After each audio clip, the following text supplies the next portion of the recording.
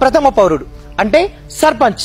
సర్పంచ్ అంటే రోడ్లు వీధి లైట్లు వేయడమే కాదు. సర్పంచ్ అంటే సంతకాలు పెట్టే యంత్రం అంతకంటే కాదు. సర్పంచ్ అంటే పంచాయతీలు చెప్పడమే కాదు.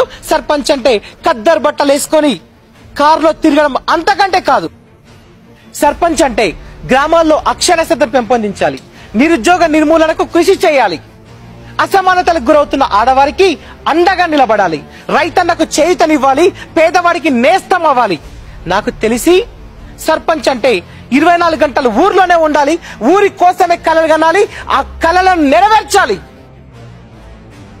ఇంకా గట్టిగా చెప్పాలంటే సర్పంచ్ కు అన్ని విషయాల్లో కలెక్టర్ కున్నంత పట్టు ఉండాలి, సైనికుడికున్నంత తెగింపు ఉండాలి. కానీ మనం ఎలాంటి వాణ్ణి కుర్చీలో కూర్చోబెడుతున్నాం? ప్రతి 5 సంవత్సరాలకు ఒకసారి 500 రూపాయలు ఇచ్చి ప్రతి సంతకానికి 500 రూపాయలు లంచం తీసుకునే అవినీతి పరున్నా మన బాధల్ని తీర్చేవాడిని కాకుండా మనల్ని బాధితులు చేసేవాడిని అనుకుంటున్నాం. చచ్చేంత వరకు ఊర్లో ఉన్నవాడిని కాకుండా చుట్టం చూపుల ఊరికి వచ్చేవాడిని అనుకుంటున్నాం. అసలు సర్పంచ్ తెలియాల్సిన విషయాలు చాలా ఉన్నాయి.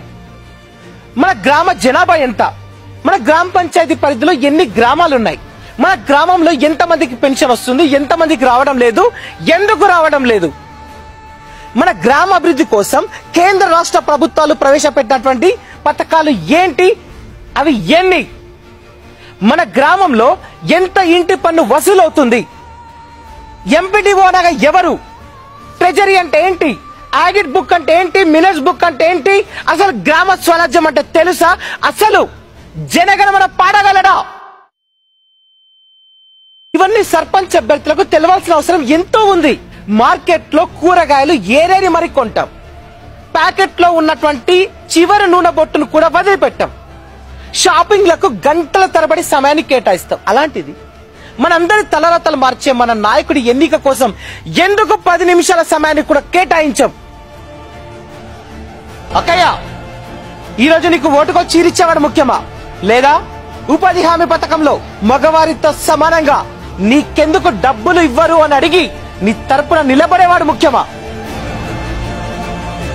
తమ్ముడు, ఈరోజు నీకు క్రికెట్ కిట్ ఇచ్చేవాడు ముఖ్యమా, నీకు ఉపాధి అవకాశాలు కల్పించేవాడు ముఖ్యమా?